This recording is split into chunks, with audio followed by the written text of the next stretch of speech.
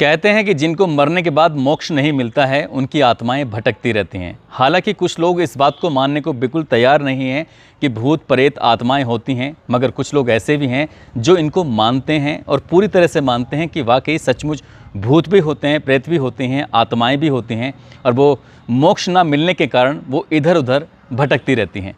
दरअसल आज की कहानी जो मैं आपको सुनाने जा रहा हूँ, इस कहानी में एक महिला को लगातार सपने दिखाई देते थे। 3 साल का बालक था जो उस महिला से लगातार बातें किया करता था। इतनी बातें कि वो अपने बारे में हुई पूरी घटना के बारे में एक एक शब्द बयां करता था। कहता था कि ये शब्द, यही बातें आप पूरी दुनिया को, पूरी ज़माने को बता दो। वो महिला उस सच को जानकर भी अनजान बनी हुई थी, किसी के सामने कुछ बताना नहीं चाहती थी।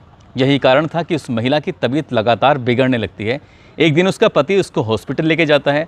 कुछ दिन इलाज चलता है, लेकिन डॉक्टर कह देता है कि ये ठीक है, इनको आप घर लेके चले जाओ। कुछ दिन के बाद उस महिला को मनोचिकित्सक को भी दिखाया जाता है, लेकिन मनोचिकित्सक उसका उपचार करने के बाद कहते हैं ये ठीक है, इनको घर लेके चले जाओ। लेकिन महिला जैसे ही घर पहुंचती थी, आंखें बंद करती थी, अकेली होती थी, तो उसको सपने दिखाई देते थे। सपने में वही बालक आता था और वो बालक उससे बार बार अपने हुए ऊपर जुल्म के बारे में बात करता था, लेकिन महिला वो शांत रहती थी। इसके बाद तांत्रिक को दिखाया जाता है। तांत्रिक के बाद मौलवी हों, ओझा हों, कई तरह के लोग थे, उनको दिखाया गया, लेकिन महिला शांत रहती है। लगभग 4 महीने बाद जब सच सामने लाती है, 4 महीने के बाद जब बताती है, तो लोगों को यकीन नहीं हो रहा था कि ऐसा भी हो सकता है। न केवल पुलिस डिपार्टमेंट के लोग हैरान थे कि आत्माएं कैसे बात कर सकती हैं, बल्कि रिश्तेदार हों, आसपास के लोग हों, जिसने इस खबर को सुना था कि आत्माएं बोलती भी हैं, आत्माएं बात भी करती हैं, ऐसा कैसे हो सकता है। आज की कहानी आपको शायद ये यकीन करने पर मजबूर कर देगी कि आत्माएं होती हैं। आदाब, नमस्कार, सत श्री अकाल। मैं उस्मान सैफ़ी। आज की जो सच्ची घटना मैं आपको सुनाने जा रहा हूँ, सच्ची घटना है मध्य प्रदेश का एक शहर है ग्वालियर, और उसी के शहर में एक थाना लगता है थाटीपुर। थाटीपुर थाना क्षेत्र में एक तराई माई इलाका है। यहाँ की ये सच्ची घटना है। दरअसल बात कर रहा हूँ 28 अप्रैल 2023 की शाम। एक घर है जो पुलिस वाले का घर है। पुलिस वाला मध्य प्रदेश पुलिस में है, ध्यान सिंह राठौर इसका नाम होता है। इसके घर में एक फंक्शन चल रहा था और फंक्शन में जो इसके घर के रिश्तेदार के आसपास के लोग थे, सभी बिजी थे, सब खुश थे। खुशियों के गीत गाए जा रहे थे, तो कोई खाना खा रहा है, कोई कुछ कर रहा है, सब अपने अपने आप में मशगूल होते हैं। रात का यही कोई 8:15 के आसपास का समय होता है और एक बहुत तेज़ के साथ आवाज़ आती है, चीख निकलती हुई। और जैसे ही चीखों की आवाज़ सुनकर वहाँ आसपास के जो लोग थे, वो देखकर ज़ोर ज़ोर से शोर मचाना शुरू कर देते हैं, चीखते हैं, चिल्लाते हैं। और वो सिर्फ एक ही बात कह रहे थे कि जो सिपाही है ध्यान सिंह राठौर, इसका बच्चा छत से गिर गया है। इतना कहते ही सबके सब प्रोग्राम को बंद किया जाता है। लोग बाहर निकलते हैं उस बच्चे को गोद में लेकर। उसकी हालत वाकई बहुत ज़्यादा गंभीर बनी हुई थी। तुरंत ही वहाँ पास में एक हॉस्पिटल होता है, जयरोग्य हॉस्पिटल में इसको भर्ती कराया जाता है। उसको वेंटिलेटर पर रख दिया जाता है और उसकी हालत लगातार ख़राब थी। बार बार बच्चा बस अपनी माँ को पुकार रहा था कि माँ माँ माँ। लगातार माँ को पुकारते पुकारते 24 घंटे से ज़्यादा का वक्त बीत जाता है और डॉक्टर जवाब दे देते हैं। दरअसल डॉक्टर उस बच्चे को बचा नहीं पाते, वो बच्चा मर जाता है। जैसे ही वो बच्चा ख़त्म होता है, ख़त्म होने के बाद परिवार के लोग, जितने भी लोग थे, सब के सब एक दूसरे को तसल्ली देने लगते हैं और इस बुरे वक्त से उबरने की बात कर रहे थे कि जो हुआ शायद भगवान को यही मंजूर था। लेकिन इसका एक छोटा भाई और होता है जिसकी उम्र लगभग 1.5 साल के आसपास होती है। कहते हैं कि अब मोनू पे ही सब्र करना पड़ेगा। जो बड़ा बच्चा है जतिन उर्फ सनी, अब उस दुनिया में नहीं रहा। लगभग 3 साल के आसपास की उसकी उम्र होती है। परिवार के लोगों का रो रो कर बुरा हाल हो जाता है। जैसे जैसे वक्त आगे बढ़ रहा था, वैसे वैसे रिश्तेदारों ने भी, घर वालों ने भी, सब ने सब्र कर लिया। लेकिन जो पुलिस वाला होता है उसको सब्र नहीं आ रहा था। साथ ही जो उसकी पत्नी होती है ज्योति राठौर, अब उससे ख्वाब दिखाई देने लगते हैं, सपने दिखाई देने लगते हैं। और सपने में बच्चा आकर अपनी मौत की कहानी बयां कर रहा था। कह रहा था कि माँ, मेरे साथ कुछ ऐसा हुआ है, मुझे जो भी कातिल हैं आप उस कातिल को कोई सज़ा दिलवाइए। वो बार बार कुछ इस तरह की बातें करता था। तो बात करने के बाद वो महिला इस बात को किसी को बता नहीं रही थी कि आखिरकार उसके सपने में वो आ रहा है। धीरे धीरे करके वक्त गुजर रहा था और जैसे जैसे वक्त आगे बढ़ रहा था, तो महिला की हालत में ज़्यादा गंभीर बनी हुई थी। वो बीमार रहने लगी थी। उसने खाना पीना छोड़ दिया था और उसका घर में मन नहीं लगता था। घर में जब तक कोई होता नहीं था, तब तो वो बहुत ज़्यादा परेशान होती थी, जब होता था तब थोड़ी से तसल्ली होती थी। यानी कि उसके इर्द गिर्द कोई ना कोई रहना चाहिए। उसके रिश्तेदार भी साथ में रहने लगते हैं, कभी माँ कभी और कोई लेडीज़ उसके पास में लेटती थी, तब जाकर उसे तसल्ली होती थी। रात में सोते सोते वो महिला लगातार बातचीत क्या करने लगती थी।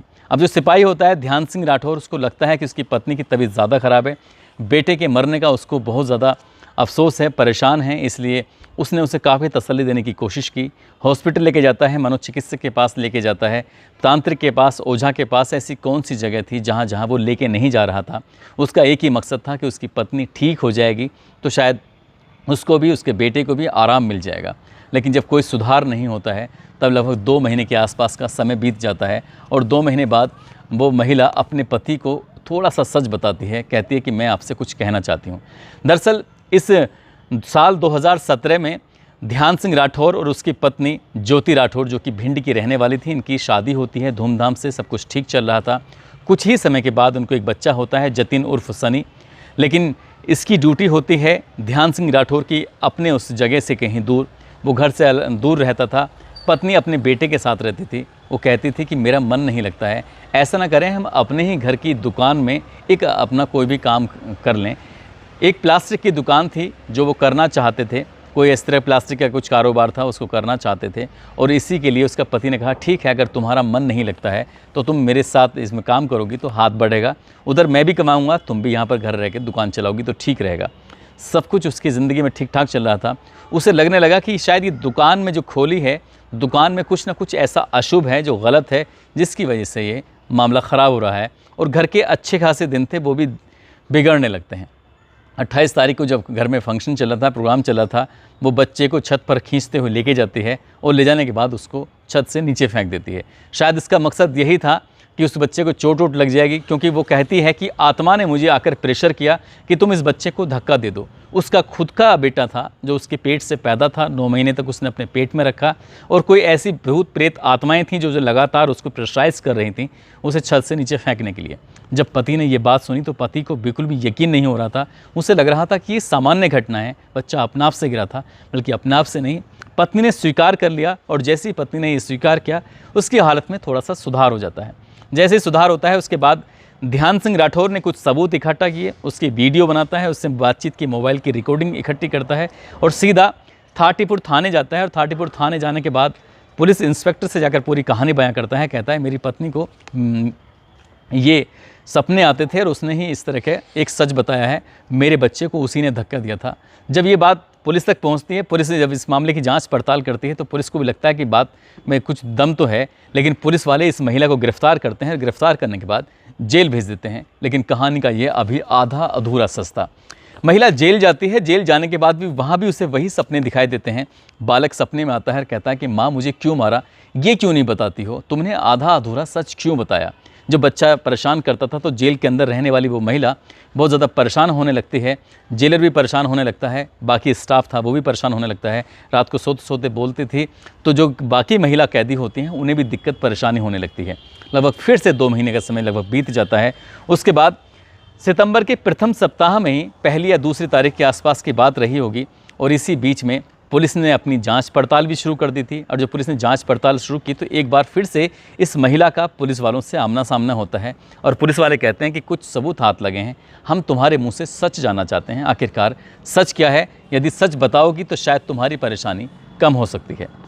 अब महिला ने जो सच बताया वो वाकई अपने आप में बड़ा भयंकर होता है। दरअसल जब उसने अपने पति से दुकान खुलवाई थी, अधिकतर वक्त उसका दुकान पे ही बैठे बैठे बीत जाया करता था। पड़ोस में एक व्यक्ति होता है जिसका नाम होता है उदय इंदोलिया, जिसकी वहाँ पर ससुराल होती है। वो व्यक्ति अपने ससुराल में जब जब आता था तो अपना वक्त बिताने के लिए दुकान पर आकर बैठ जाया करता था। और उदय की दोस्ती हो जाती है ज्योति राठौर से, जो कि सिपाही की पत्नी होती है, और दोस्ती का प्यार में बदल जाती है, इनको पता ही नहीं चलता। और जब मौका मिलता था तो वो ज्योति के साथ आपत्तिजनक स्थिति में, यानी कि उसके साथ संबंध बनाने की कोशिश करता था। और वो इस नए रिश्ते को लेकर बहुत ज़्यादा खुश भी होते हैं एक दूसरे के साथ, और सब कुछ उनकी ज़िंदगी में ठीक ही चल रहा था। इस रिश्ते के बारे में किसी को पता नहीं था। उदय जब जब अपनी ससुराल आता था तब तब वो ये सब काम किया करता था।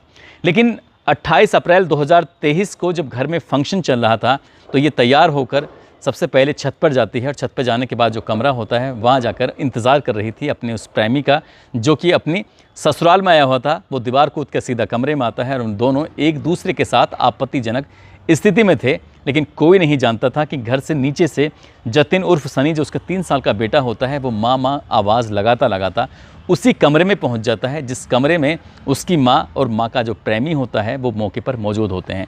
जैसे ही उसने दरवाज़ा खोलता है, दरवाज़ा खुला हुआ था, वो अपनी माँ को उस व्यक्ति यानी पड़ोसी के साथ आपत्तिजनक स्थिति में देख लेता है और देखकर वो बालक देखता ही रह जाता है, सन्न रह जाता है कि उसकी माँ आखिरकार ये सब क्या कर रही है।